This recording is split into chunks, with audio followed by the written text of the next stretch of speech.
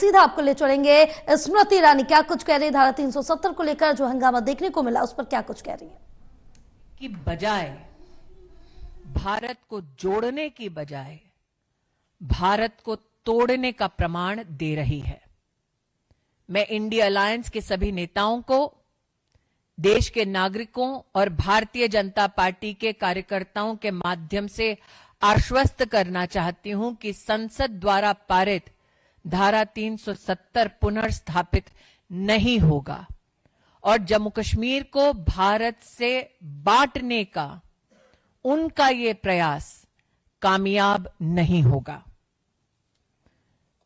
Today, I stand as an Indian outraged at the attempt by the Congress-led India Alliance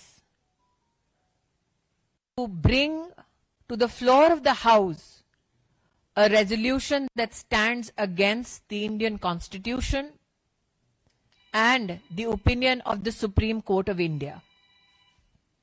The question that now is to be posed to the Congress-led India Alliance is this: after the revocation of Article 370, tribals in Jammu Kashmir received their constitutionally guaranteed rights.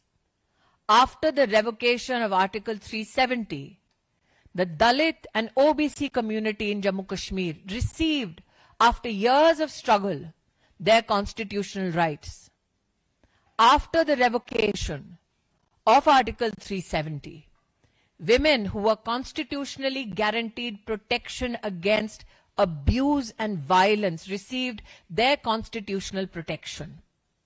The resolution passed by the India Alliance led by the Congress Party brings to the fore many questions. Does the Congress-led India Alliance stand against tribal rights, Dalit rights, women's rights, children's rights? Everybody in India knows that after the revocation of Article 370, deaths of civilians, the numbers came down by 80%. Incidents of violence came down by 70%.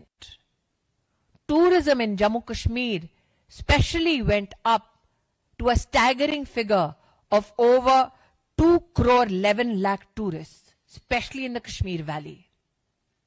Does the Congress-led India Alliance, my apologies, today stand against the economic and constitutional interests of Jammu Kashmir? Does the Congress-led India Alliance today stand against the very premise that when Prime Minister Modi offered a package of 80,000 crore rupees to the citizens of Jammu Kashmir, do they stand against the development work of the government of Bharatiya Janata party की हमारी बहुत ही senior leader अभी स्मृति ईरानी संबोधित कर रही थी और साथ ही साथ विधानसभा में जो 370 को लेकर जम्मू कश्मीर में हंगामा देखने को मिला, विधानसभा के अंदर उस पर कहती हुई नजर आई।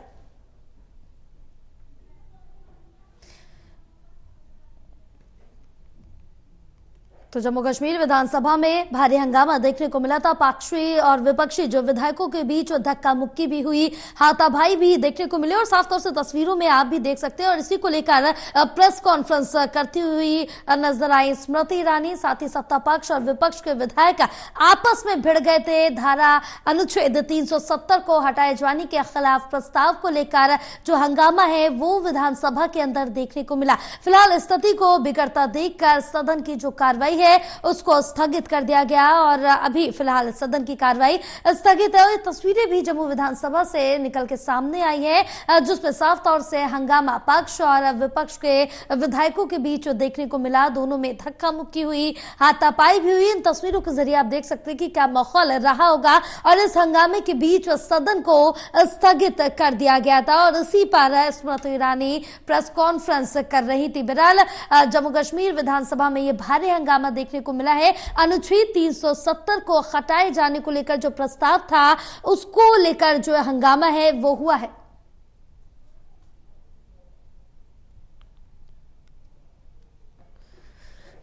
तो जम्मू कश्मीर विधानसभा में यह हंगामा देखने को मिला क्योंकि यहां पर पक्ष और विपक्ष दोनों ही जो दल हैं आपस में भिड़ गए, एक दूसरे को धक्का मुक्की हाथापाई तक उतर आए, यानी कि विधानसभा की जो मर्यादा है वो सभी भूलते हुए नजर आए, चाहे वो पक्ष के विधायक हो या फिर विपक्ष के विधायक हो, दोनों ही अपनी मर्यादाओं को ताक पर रखते हुए इस तरह का जो विधानसभा के अंदर प्रदर्शन अभी हुआ है, जो पूरा मामला हुआ है वो साफ तौर से देखा जा सकता है। और लगातार जो तस्वीरें वो निकल के सामने आ रही है और कहीं ना कहीं एक बड़ा सवाल भी खड़ा करता है कि आखिर इन जो विधायक है इनकी विधानसभा को लेकर मर्यादा जो है वो कहां गई, क्योंकि इस तरह से अनुच्छेद 170 को हटाए जाने को लेकर जो प्रस्ताव था उसी के खिलाफ भिड़ते हुए आपस में नजर आए, एक दूसरे को धक्का मुक्की कर रहे हैं, एक दूसरे के साथ हाथापाई कर रहे हैं, यानी कि विधानसभा की गरिमा को ये विधायक ताक पर रख चुके हैं, अपनी गरिमा को भी ताक पर रख चुके हैं। उनको नहीं मालूम ये विधायक किस तरह का कि हम तमाम तरह के जो टेलीविजन है, नेशनल मीडिया कवर कर रही है और इस तरह के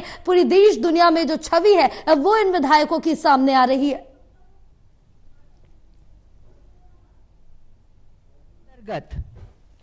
वो जम्मू कश्मीर में भारत के संविधान के खिलाफ एक नई जंग लड़ते हुए दिखाई देते हैं। आज मैं इंडिया अलायंस के नेताओं से पूछना चाहती हूं कि भारत की पार्लियामेंट और सुप्रीम कोर्ट का जो निर्णय सबको मान्य है, उस निर्णय का अपमान, उस निर्णय की अवहेलना करने का अधिकार कांग्रेस को, एनसी को देश में किसने दिया? आज मैं कांग्रेस, एनसी और इंडी अलायंस के सभी नेताओं से पूछना चाहती हूं, धारा 370 हटने के बाद जम्मू कश्मीर में आदिवासी समाज को जो अधिकार मिले, क्या कांग्रेस और इंडी अलायंस आदिवासी समाज के उन अधिकारों के खिलाफ खड़े रहेंगे? जम्मू कश्मीर में धारा 370 हटने के बाद दलित समाज, पिछड़े समाज को जो अधिकार भारत के संविधान के माध्यम से भारत की संसद ने सुपुर्द किए, क्या कांग्रेस नेत इंडिया अलायंस उनके खिलाफ खड़े रहेंगे? कल का रेजोल्यूशन कांग्रेस और इंडिया अलायंस के नेताओं का टैक्टिकल समर्थन दिखाता है उग्रवाद और आतंकवाद के समर्थन में। यह भारत में हर नागरिक को ज्ञात है कि धारा 370 हटने के बाद नागरिकों की मृत्यु में 80% की गिरावट हुई। यह हर हिंदुस्तानी को ज्ञात है कि धारा 370 हटने के बाद जम्मू कश्मीर में आतंकी घटनाओं में 70% की कमी हुई। लोकतांत्रिक ढांचे के माध्यम से एक चुनी हुई सरकार विकास के मुद्दों पर काम करने की बजाय, भारत को जोड़ने की बजाय भारत को तोड़ने का प्रमाण दे रही है। मैं इंडिया अलायंस के सभी नेताओं को, देश के नागरिकों और भारतीय जनता पार्टी के कार्यकर्ताओं के माध्यम से आश्वस्त करना चाहती हूं कि संसद द्वारा पारित धारा 370 पुनर्स्थापित नहीं होगा और जम्मू कश्मीर को भारत से बांटने का उनका ये प्रयास कामयाब नहीं होगा। टुडे आई स्टैंड एज तो स्मृति ईरानी प्रेस कॉन्फ्रेंस कर रही थी जब जम्मू कश्मीर विधानसभा में हंगामा हुआ, उसके बाद प्रेस कॉन्फ्रेंस करती हुई नजर आई और साथ ही साथ उनका साफ तौर से कहना है कि धारा 370 यहां पर हटने के बाद जो इस तरह से देखे कि आतंकी जो घटनाएं हैं वो उसमें कमी देखने को मिली है और तो तमाम चीजें उनमें भी साफ तौर से सुधार देखने को मिला।